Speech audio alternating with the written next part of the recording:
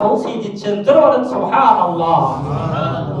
আল্লাহ ঠিক মহাসাগরের অতল তলদেশে যদি কোন একটা পোকা থাকে, ছোট্ট পোকা, পিঁপড়া, তার নদীর ব্যবস্থা কার হাতে? আল্লাহ হাতে। সুবহানাল্লাহ। এজন্য মহান আল্লাহ তাআলা রোজির ব্যবস্থা আল্লাহ সাধারণ নিয়ম অনুযায়ী এভাবে করে দিয়েছেন। বান্দা তুমি ফরজ বিধান পালন করার পর নামাজের পর তুমি জমিনে লুটায় পড়বে রুজি তালাশের জন্য, আমি তোমার রুজি দেওয়ার মালিক, রুজি হয়ে যাবে।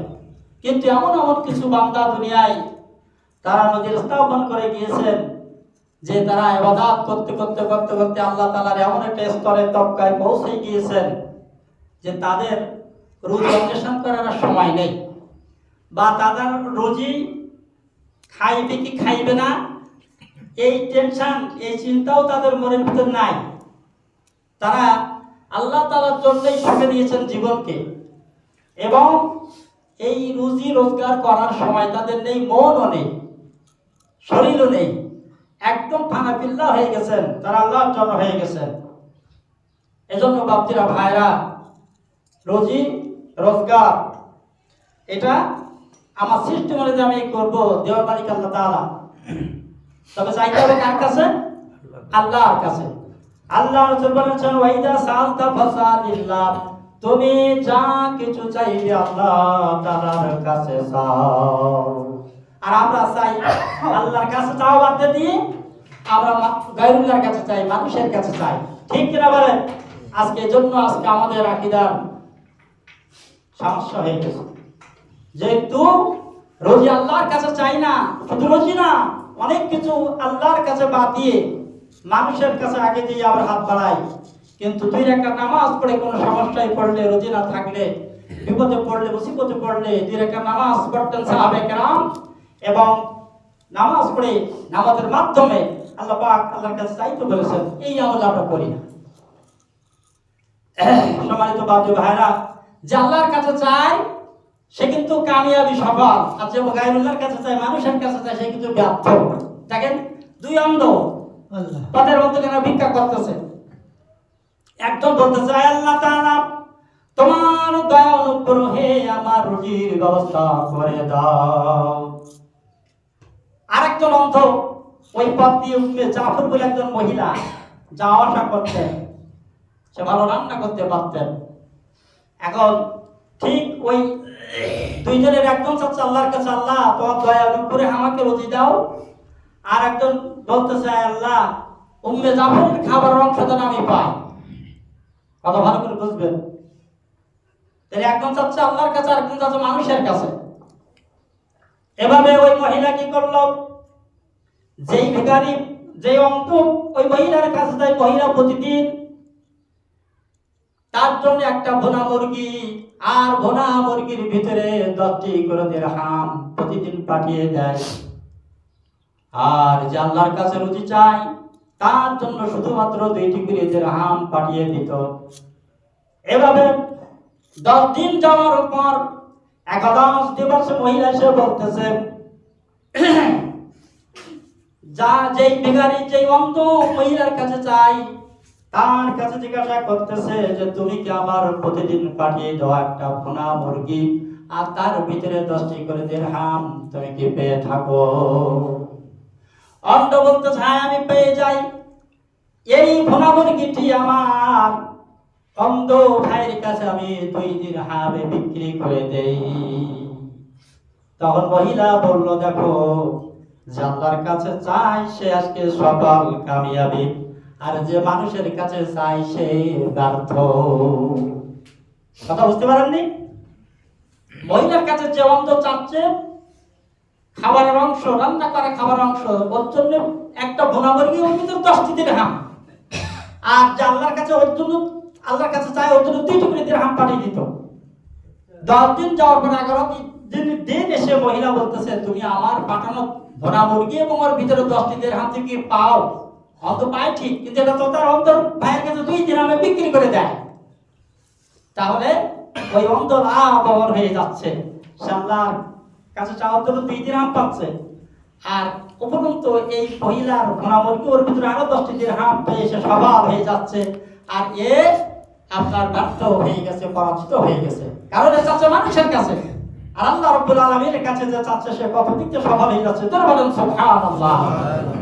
এজন্য আল্লাহর কাছে চাইতে হবে। আল্লাহ পাক বলেন ওয়ামান ইয়াতাওয়াক্কাল আলাল্লাহি ফাহুয়া হাসবুহু, যেই বান্দা আমার উপরে ভরসা করে, তাওয়াক্কুল করে, আমি আল্লাহ তাআলা তার জন্য যথেষ্ট হয়ে যাই। চলো বলেন সুবহানাল্লাহ। আল্লাহর কাছে চাইতে হবে, আল্লাহর কাছে ভরসা করতে হবে। আমার বাপজিরা ভাইরা, এজন্য ধ্যান করেন, আপনার বলক শহরের আপনার বাদশা আপনার ইব্রাহিম বিন আদহাম রাহমাতুল্লাহ আলাইহি জগৎবিখ্যাত আল্লাহ ওলি ছিলেন। তিনি মুহূর্তের ভিতরে তার সেই আপনার সিংহাসন, তারপরে সৈন্য সামন্ত, তার ঐশ্বর্য মান সম্মান সব কিছু ছেড়ে দিয়ে মুহূর্তের ভিতরে তিনি গহীন অরণ্যের ভিতরে চলে গেলেন, বন জঙ্গলে চলে গেলেন আল্লাহকে পাওয়ার জন্য, আল্লাহকে রাজি খুশি করার জন্য। তিনি জানতেন এই আরামায়েশের ভিতর থেকে আল্লাহকে পাওয়া যাবে না, দুনিয়ার মধ্য থেকে আল্লাহকে পাওয়া যাবে না।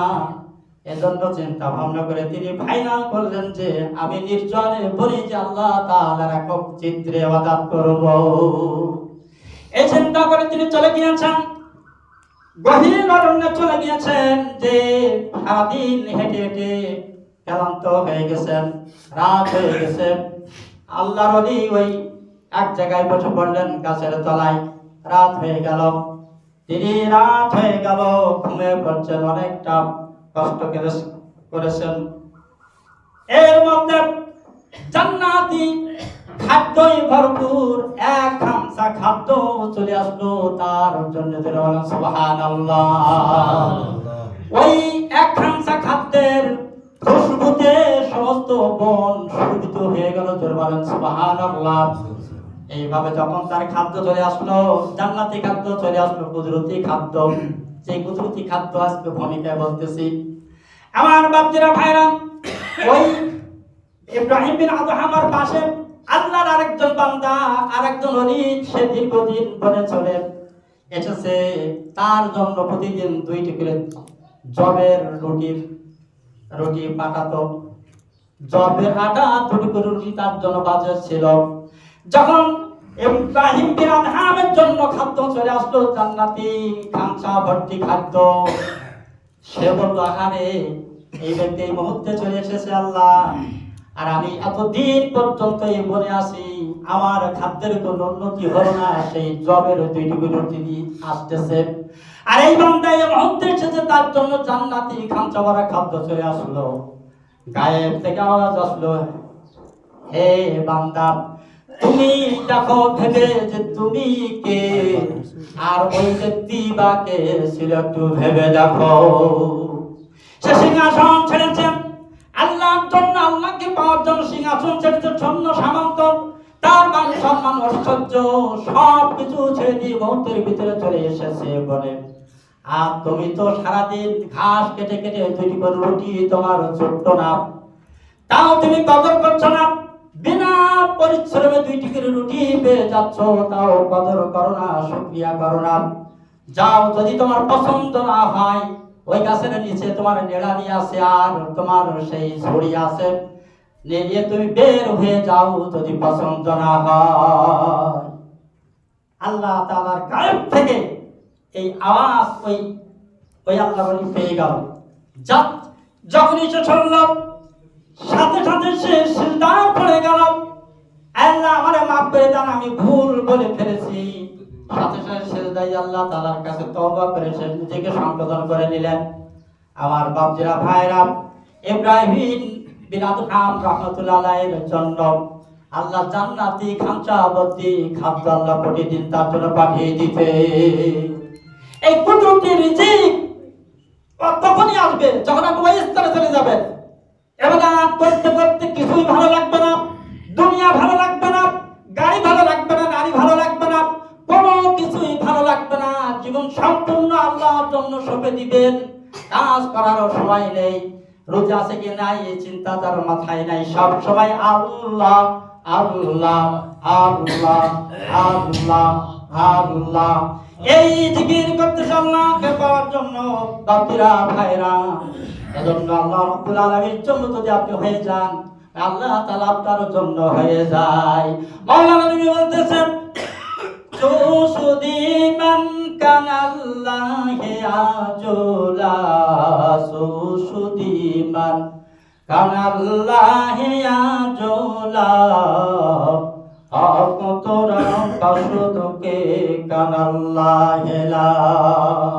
তুমি যখন আল্লাহ তাআলার জন্য হয়ে যাবে, ওই আল্লাহ রাব্বুল আলামিন তোমার জন্য হয়ে যাবে। এজন্য বাচ্চারা ভাইরা খেয়াল করুন, হযরতে মালিক বিন দিরহাম রাহমাতুল্লাহ আলাইহি, তিনি একজন আল্লাহর ওলি। তিনি একজন হজে চলে যাচ্ছেন, হজ করার উদ্দেশ্যে সফর দিচ্ছেন। হঠাৎ করে দেখলেন যে একটা কাক তার মুখে রুটি সামনের দিকে যাচ্ছে। উনি বলতেছেন, কাকও সামনের দিকে এগিয়ে যাচ্ছে, আমিও তার সাথে সাথে যাচ্ছি। বহু দূর যাওয়ার পর সে বললেন যে কাক এক জায়গায় নামলো। দেখা গেল পথের মধ্যখানে একজন ব্যক্তির হাতটা বাঁধা অবস্থায় পড়ে আছে। কাক নামলো, রুটির টুকরা ছিঁড়ে ছিঁড়ে ওই ব্যক্তির গালে তুলে দিচ্ছে, মুখে উঠাই দিচ্ছে। ওই ব্যক্তির যখন ক্ষুধা দ্রবিত হয়ে গেল, কাক সেখান থেকে চলে গেল। হযরত মালিক বিন দিরহাম বললেন, আমি ওই ব্যক্তির কাছে চলে গেলাম, যে জিজ্ঞাসা করলাম, ভাই তোমার এই অবস্থা কেন, কিভাবে হলো? ওই ব্যক্তি বলল, ভাই আপনার মতন আমি হজে যাচ্ছিলাম, প্রতিমধ্যে ডাকাতের দল, ছিনতাইকারীর দল আমাকে ধরে বসলো, আমার মাল সামানা সব ছিনাই নিয়েছে, আর আমাকে হাত পা বেঁধে এই পথের মধ্যে ফেলাই তারা চলে গিয়েছে। আমি সেখান থেকে ক্ষুধার জ্বালায় জ্বলতে থাকি, ক্ষুধার জ্বালায় জ্বলতে আছি। একদিন নাই, 2 দিন নাই, 3 দিন নাই, 4 দিন নাই, 5 দিন পর্যন্ত ক্ষুধার জ্বালায় জ্বলতে আছি। আর আল্লাহ তাআলার কাছে আমি চাইতে আছি। 6ষ্ঠ দিনের দিন আল্লাহ রাব্বুল আলামিন মনে হয় আমার দোয়া কবুল করেছেন। 6ষ্ঠ দিনের দিন আল্লাহ তাআলা এই কাক আমার জন্য নিয়ে যেতে রেখেছেন। সেই কাক প্রত্যেক খাওয়ার রক্তে এসে আমাকে খানা পিনা করিয়ে যায়। লা ইলাহা ইল্লাল্লাহু বলে মুমিনগণ, এই কালিমার আওয়াজ শুনে, এই কালিমার আওয়াজ শুনে পাগল করলো আমার মন। লা ইলাহা ইল্লাল্লাহু ভুলো না কখনো। আমার বাপজিরা, হযরত মালিক ইবনে দিনার বললেন, আমি ওই ব্যক্তির হাত পায়ের বাঁধন খুলে দিলাম, আমার চোখের পানি আমি ধরে রাখতে পারলাম না। একসাথে দুজন আবার বের হলাম, হজের উদ্দেশ্যে আমরা রওনা দিয়েছি। অনেক দূর যাওয়ার পর গভীর ভাবে পানির পিপাসা ক্লান্ত হয়ে গেলাম, কোথাও পানি পাচ্ছি না। হঠাৎ থেকে একটা পানির কুয়ার সন্ধান মিলল। আমরা ওইদিকে যাচ্ছিলাম, দূর থেকে দেখি হরিণের দল পানি পান করতেছিল। আমাদের পদধ্বনি শুনতে শুনতেই হরিণের দল তারা পালায় চলে গেল। আমরা চলে গেলাম কুয়ার কাছে, দেখি কুয়ার পানি অনেক নিচে চলে গিয়েছে। বালতি রশি খোঁজ করলাম আর পানি উঠালাম, গভীর ভাবে পানি পান করে পিপাসার নিবারণ করলাম। আমি পিপাসা নিবারণ করার পর আল্লাহর উদ্দেশ্যে বলতেছি, আল্লাহ, হযরত মালিক বিন দিনার বলতেছেন, আমি আল্লাহর উদ্দেশ্যে বলতেছি, ওগো মাবুদ, তোমার কুদরতি কি সূক্ষ্ম নিদর্শন। এই হরিণের দল তোমার রুকু করে না, সিজদাও করে না। তারা যখন পানি পান করতে আসলো, কুয়ার পর্যন্ত, কানা পর্যন্ত পানি চলে আসলো, অনায়াসে তারা পানি পান করে চলে গিয়েছে। আর আমরা হলাম আশরাফুল মাখলুকাত, সৃষ্টির শ্রেষ্ঠ জীব মানুষ। আমরা যখন পানি পান করতে আসলাম, বালতি রশি ছাড়া আমরা পানি পান করতে পারলাম না। অদৃশ্য থেকে আওয়াজ আসতেছে। হযরত মালিক বিন দিনার বললেন, আজ হলো হে মালিক, ওই প্রাণীরা, হরিণেরা যখন পানি পান করতে আসলো, আমার পরে সম্পূর্ণ ভরসা করেছিল, যার করে কুয়ার পানি কানাকানি চলে এসেছে। তোমরা যখন পানি খাওয়ার ইচ্ছা করেছো, এখানে চলে এসেছো বালতি রশির উপরে তোমরা ভরসা করেছিলে, এই জন্য পানি তলায় চলে গিয়েছে। আমার বাপজিরা ভাইরা, হযরত মালিক মদিনার বললেন এই কথা শোনার সাথে সাথে আমি বেহুশ হয়ে গেলাম। ওয়াজের অবস্থা সৃষ্টি হলো। ও শহর পর মালিক ইবনে দিনার চেষ্টায় পড়ে গেলেন, আল্লাহর কাছে কাঁদতেছেন, আল্লাহ আমারে মাফ করে দাও। লা ইলাহা ইল্লাল্লাহু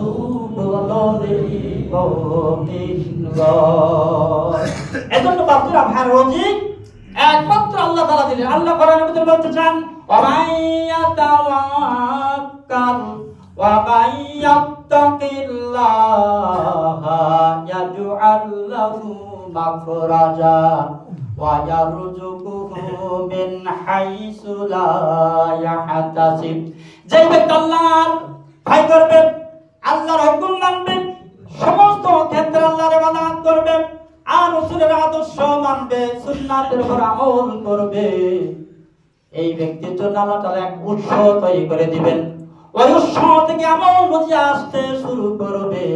সে ভেবে টের পাবে না, শেষ করতে পারবে না যে এত রুজি কোথা থেকে আসতেছে। আল্লাহ পাক কোরআনের মধ্যে বলে দিয়েছেন। এজন্য আমরা আল্লাহ রাব্বুল আলামিনের হয়ে যাই। আল্লাহ আমাদের রুজি সহ সমস্ত সব কিছুর বন্দোবস্ত আল্লাহ পাক করে দিবেন। আর বাপজিরা ভাইরা, এজন্য আমরা আল্লাহর উপরে পরিপূর্ণ আস্থা যখন রাখবো, আল্লাহর উপরে পরিপূর্ণভাবে যখন বিশ্বাস করব, পরিপূর্ণ যখন আল্লাহর ইবাদত বন্দেগী করব, অবশ্যই আল্লাহ পাক একটা এমন একটা উৎস তৈরি আমাদের জন্য করে দেবেন। সেই উৎস থেকে অপরিমিত বিগয়রে হিসাব রুজি আল্লাহ আমাদের জন্য দান করে দিবেন। আল্লাহ রব্বুল আলামিন আমাদের জীবনের শেষ মুহূর্ত পর্যন্ত আল্লাহর উপরে পরিপূর্ণ বিশ্বাস করব আর রাসূলের পরিপূর্ণ আদর্শ আমাদের বাস্তব জীবনে কায়েম করব। আল্লাহ তাআলা আমাদের তৌফিক দান করুন, বলেন আমিন। ওয়া মা তৌফিক ইল্লা বিল্লাহ। আসসালামু আলাইকুম ওয়া রাহমাতুল্লাহ।